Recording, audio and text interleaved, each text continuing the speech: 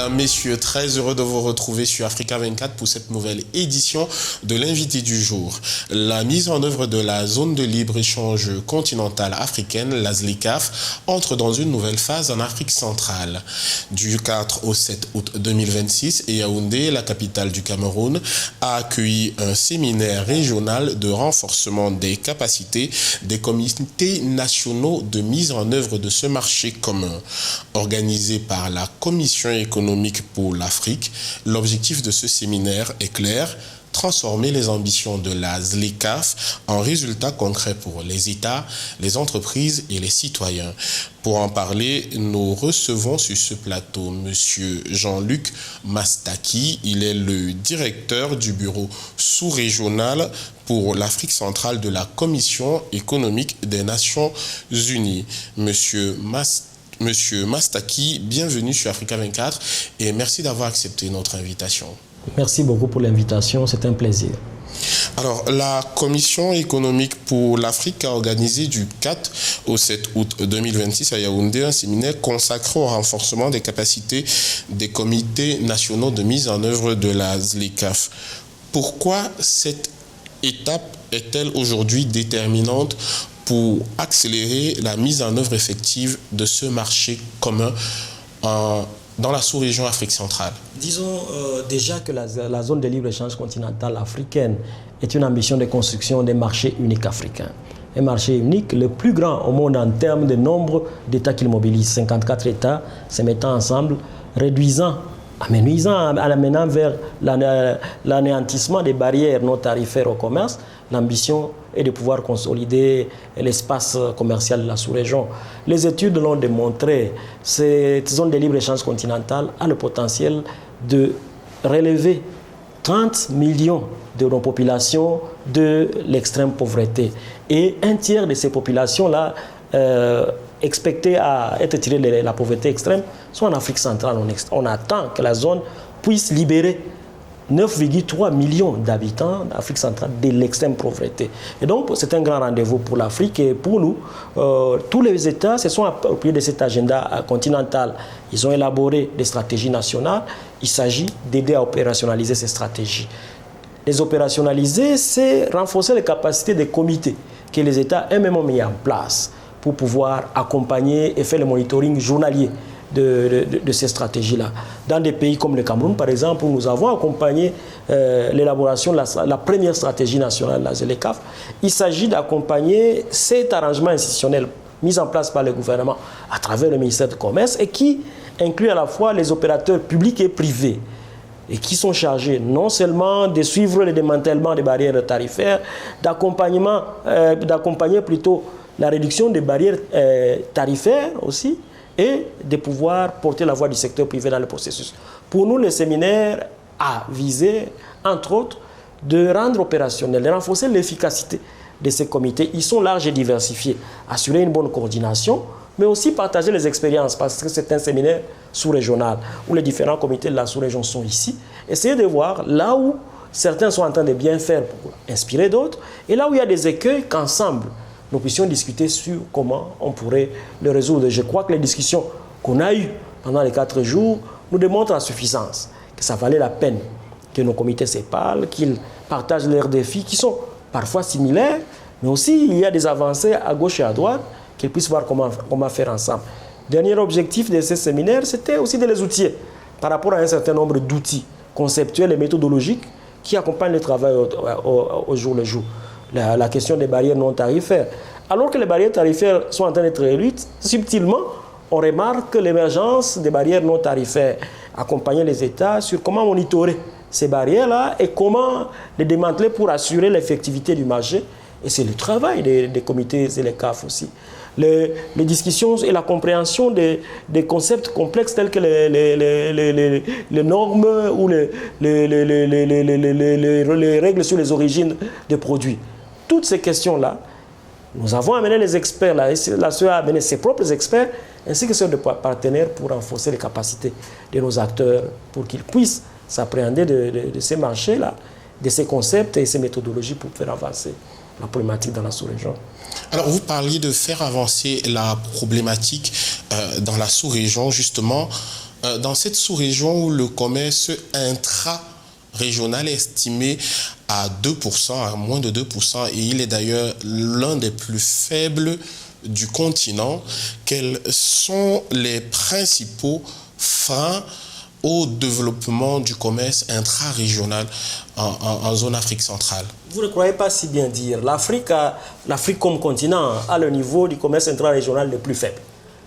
Lorsqu'on les compare à d'autres blocs continentaux. Nous sommes autour de 15%. Mais lorsqu'on regarde, on descend en Afrique centrale, nous sommes les derniers des derniers, on les dira comme ça. Autour de moins de 3% en tout cas du commerce intra-régional. Et ça signifie tout simplement que nous produisons ce que nous ne consommons pas et nous consommons ce que nous ne produisons pas.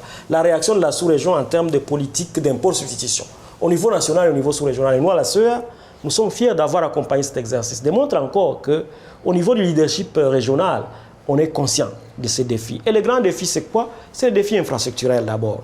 Pour pouvoir commercer, il faut une fluidité des marchandises. Mais lorsqu'on regarde l'état de nos corridors, en termes physiques et en termes soft de gouvernance et de fonctionnalité, il y a des défis. Nous ne sommes pas des mieux dotés en termes multimodal des infrastructures de transport. Que ce soit la route, que ce soit le chemin de fer, et même l'intégration des espaces aériens, nous ne sommes pas des mieux dotés. Le commerce ne se fait que lorsqu'il y a fluidité de marchandises, premièrement. Deuxièmement, les capacités productives de nos entreprises. Lorsque vous regardez les enquêtes au Cameroun l'ont démontré, plus de 95% des entreprises camerounaises sont des PME. Des petites et moyennes entreprises, d'ailleurs aussi des très petites et moyennes entreprises. Il se pose donc des problèmes de capacité productive. Pour commercer, il faut avoir une offre compétitive. Il faut donc accompagner nos entreprises pour que non seulement elles passent à l'agglomération, c'est-à-dire à l'échelle des grandes quantités, mais au-delà de la quantité, il y a la compétitivité prix. La compétitivité prix, c'est des produits dans de bonnes conditions, dans des conditions qui nous permettent à ce que le coût moyen ou le prix des revient soit de plus faible. Lorsque vous allez encore sur les infrastructures, vous rentrez sur la question de l'énergie. Les produits qui font l'objet du commerce intra-africain aujourd'hui, c'est des produits à valeur ajoutée, essentiellement alimentaires, mais à valeur ajoutée. Et donc, pour les transformer, il faut un accès à l'énergie. Ça continue à poser problème dans la sous-région. Non seulement en termes de quantité, mais aussi en termes de qualité et de coût d'énergie. Ça constitue une contrainte pour nous industrialiser. C'est pour cela que chez nous, à la CEA, à travers la déclaration des douanes, nous soulignons l'impératif de donner la valeur ajoutée à nos matières premières et d'aller vers une transformation locale. Au-delà de cela, je l'ai dit, nos économies sont assises beaucoup plus sur le commerce des matières premières.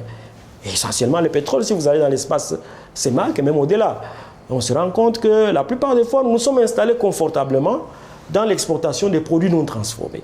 Et ces produits non transformés sont destinés à des marchés traditionnels que nous connaissons, qui, elles, ne sont pas trop enclins dans les échanges chez nous. Tant qu'on ne donne pas de la valeur ajoutée aux produits chez nous, nous ne pourrons pas impulser le commerce intra-régional. Mais vous parliez tout à l'heure d'impôt substitution, de transformation locale, de valeur ajoutée, de renforcement des infrastructures de manière globale. Je voudrais savoir comment les comités nationaux, eux, à ce niveau, peuvent-ils accompagner les entreprises, en particulier les PME, pour qu'elles profitent ou qu'elles tirent pleinement parti des avantages offerts par la ZLECAf? Très très bonne question. Les comités ZLECAf, c'est des entités, des arrangements institutionnels qui impliquent non seulement le secteur public dans sa diversité, et donc c'est un comité interministériel, mais aussi le secteur privé. Le secteur privé, il est très diversifié. C'est au Cameroun, le GECAM, c'est-à-dire les grandes, mais aussi les petites, à travers les autres ombrelles qui existent. À travers ces canaux-là, toutes ces entreprises portent de la voix par rapport à leur participation dans les débats de politiques économiques qui les aident à avancer, première chose. Deuxièmement, le rôle du comité, c'est aussi monitorer les barrières non tarifaires. Parce que nous parlons beaucoup des barrières tarifaires, les non tarifaires, qui sont les goulots d'étranglement et les coûts de transaction, par exemple, dans nos corridors. C'est ces comités-là qui monitorent le nombre, par exemple, de barrières et de blocs et qui portent la voix des acteurs qui en subissent les frustrations vers les secteurs publics. Mais aussi, on attend de ces comités d'écouter la jeune industrie et de savoir quelles sont les politiques qu'on doit mettre en œuvre pour les aider à consolider leurs capacités productives pour participer à la ZLECAf. Il s'agit donc d'un arrangement public et privé où non seulement l'État est là pour mettre en place l'écosystème, mais le secteur privé est là pour canaliser à travers le comité les desiderata des différents acteurs. C'est le rôle attendu de ces comités. Au-delà de cela, on attend de ces comités-là de continuer à militer pour que le renforcement des capacités des entreprises du secteur privé soit consolidé pour qu'ils arrivent à jouer un rôle dans la ZLECAf. À la CEA, nous voulons que cette ZLECAf soit inclusive, c'est-à-dire que le besoin des PME et des très petites et moyennes entreprises soit bien pris en compte dans le processus. Et c'est à travers ces comités où elles participent que généralement on pourra canaliser leurs desiderata dans la construction des politiques. Au-delà de cela, au-delà des PME, c'est des questions d'autres minorités et vulnérabilités. La question de l'entrepreneuriat féminin, par exemple, et des jeunes. Il s'agit de se rassurer que ces arrangements institutionnels prennent en compte ces besoins-là. C'est pour cela que certaines sessions de ces séminaires ont porté, par exemple, sur la question du commerce numérique. Le commerce numérique, on sait qu'il est porté par la jeunesse aujourd'hui. Comment faire en sorte que ces commerces-là continuent à avancer et qu'ils ne créent pas, à travers la fracture numérique, de certaines nouvelles exclusions. Les entreprises des femmes et la prise en compte des besoins spécifiques. Et nous avons eu de très très belles interventions de l'expertise du plus de là-dessus qui est l'habitué des questions d'inclusivité genre pour voir comment est-ce que nos corridors peuvent fonctionner. Oui, mais vous avez parlé tout à l'heure des besoins des entreprises, des PME et de l'entrepreneuriat jeune et féminin de façon globale.